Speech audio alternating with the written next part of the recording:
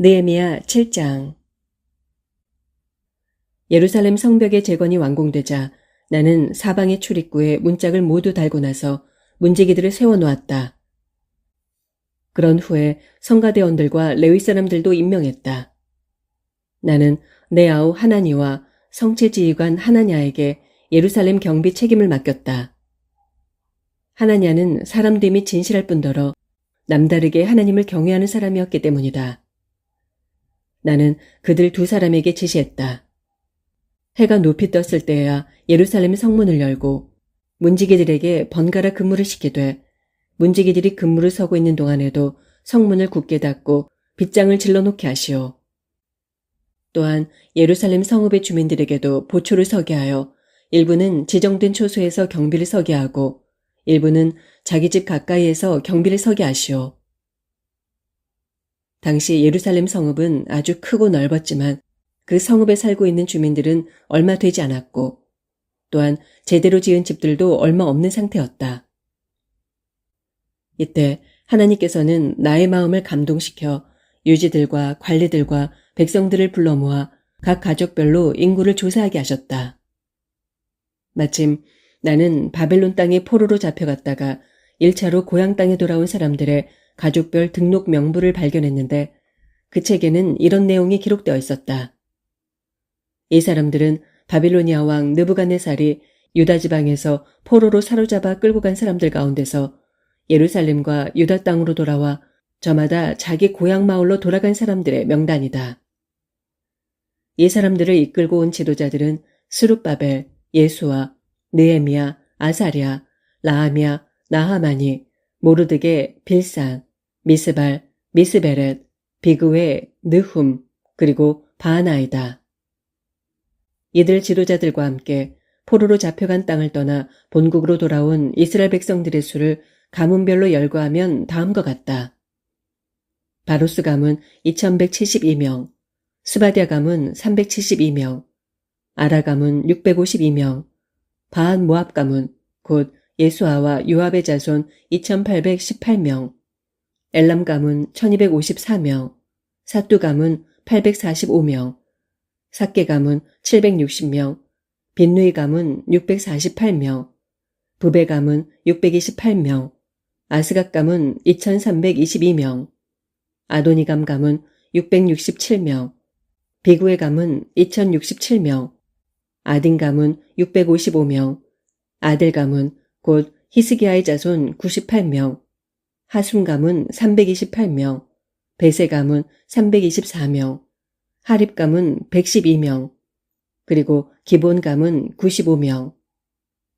지역별로 살펴보면 베들레헴과 느도바 사람 188명, 아나도 사람 128명, 벳 아스마웨 사람 42명, 기럇 여아림과 그비라와 부에롯 사람 743명, 라마와 게바 사람 621명, 믹마스 사람 122명, 베델과 아이 사람 123명, 다른 느보 가문의 사람 52명, 다른 엘람 가문의 사람 1254명, 하림 가문의 사람 320명, 여리고 사람 345명, 로드와 하딕과 오노 사람 721명, 그리고 스나아 사람 3930명.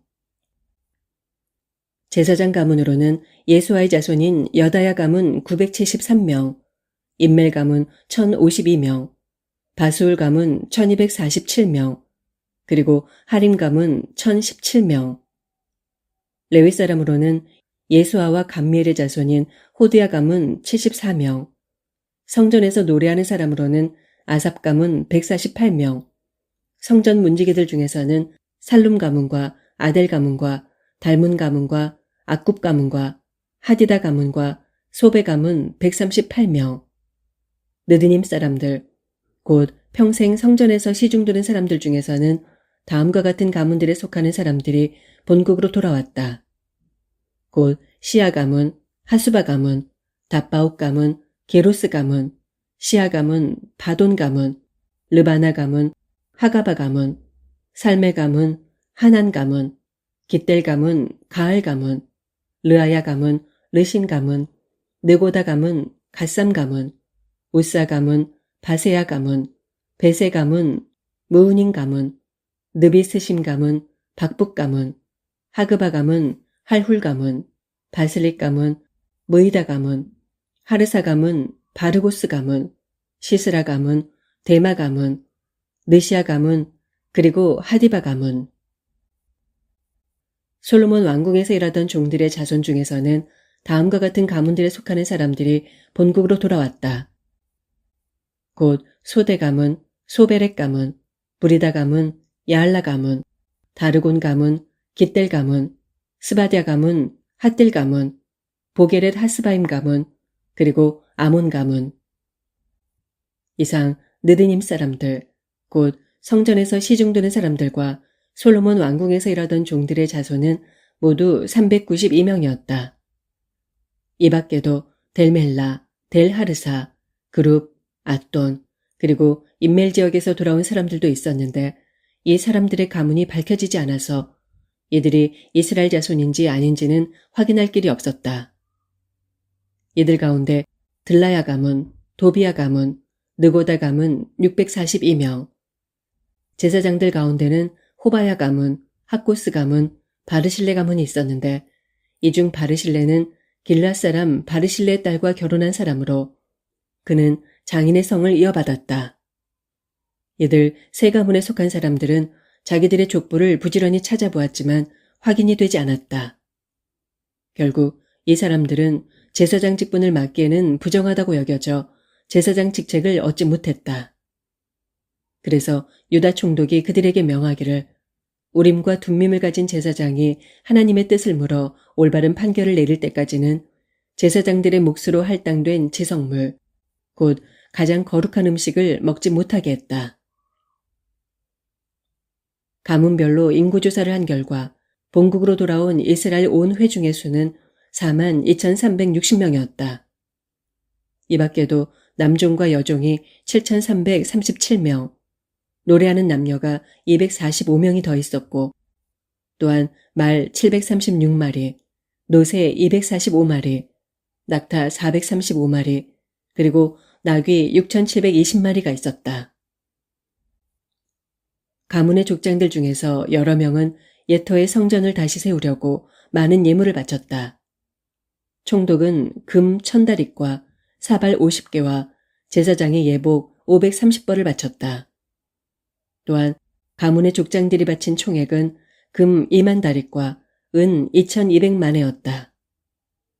나머지 백성들이 바친 헌물은 금 2만 다릭, 은 2000만회, 그리고 제사장의 예복 67벌이었다.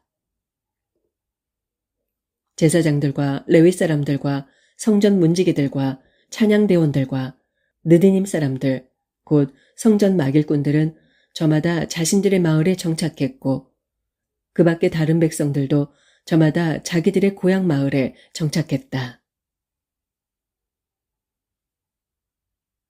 8장. 포로로 잡혀갔다가 본국으로 돌아온 이스라엘 백성들은 저마다 자기들의 고향 마을에 정착해서 살고 있었다. 그렇게 7째 달이 되었을 때 모든 백성들이 일제히 예루살렘의 물문 앞 광장에 모였다. 그러고서 백성들은 학자 에스라에게 주께서 이스라엘 백성에게 주신 모세의 율법책을 가져와서 읽어달라고 요청했다.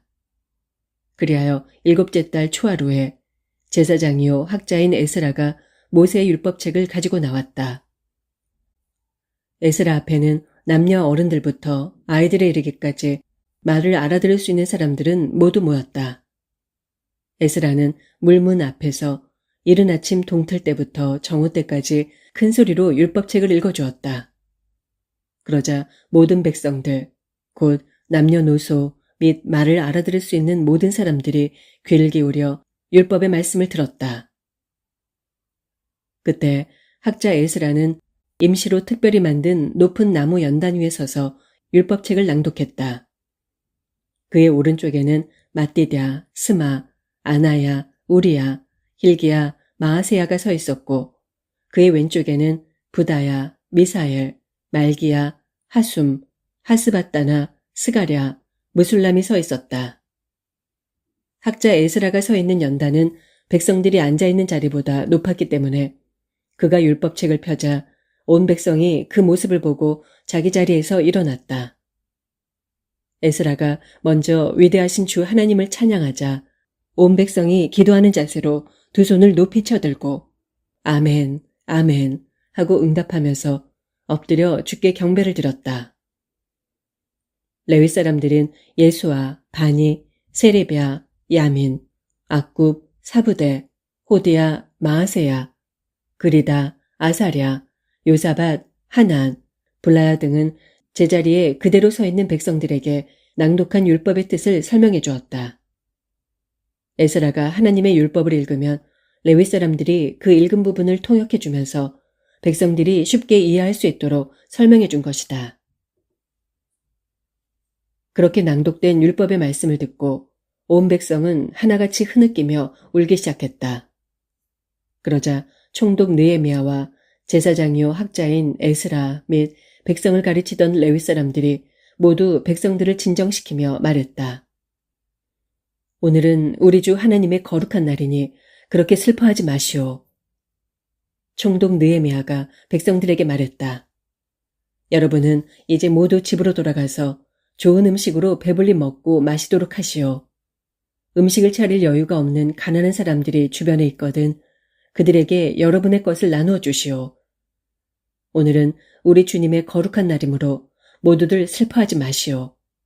주를 바라보며 즐거워하면 다시 힘이 생길 것이오. 그러자 레위 사람들도 온 백성을 진정시키며 말했다. 오늘은 주님의 거룩한 날이므로 모두 슬퍼하지 마시오. 걱정과 근심은 모두 떨쳐버리시오. 그리하여 온 백성이 각자 집으로 돌아가서 큰 잔치를 베풀고 즐거워했다.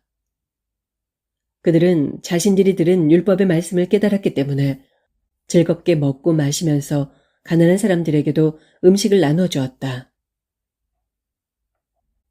다음 날 이스라엘 모든 가문의 족장들이 제사장들과 레위 사람들을 거느리고 온 백성을 대신하여 학자 에스라에게로 나와서 율법을 좀 더 정확하게 배웠다. 그들은 율법을 배우는 과정에서 주께서 모세를 통해 7째 달의 절기 기간 동안에는 초막을 짓고 거기에서 지내야 한다고 말씀하신 사실을 알게 되었다.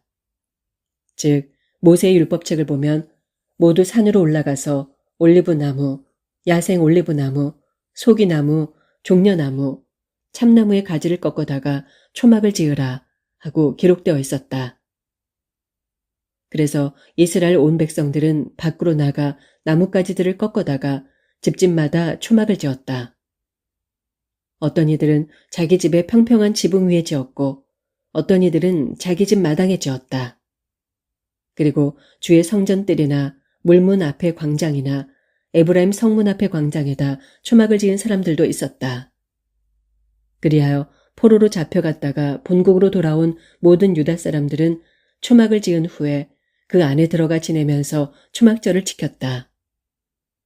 눈의 아들 여호수아 시대 이후로 이스라엘 백성들이 이처럼 성대하게 초막절을 지킨 일이 없었기 때문에 그들 모두는 큰 행복을 느끼며 크게 즐거워했다.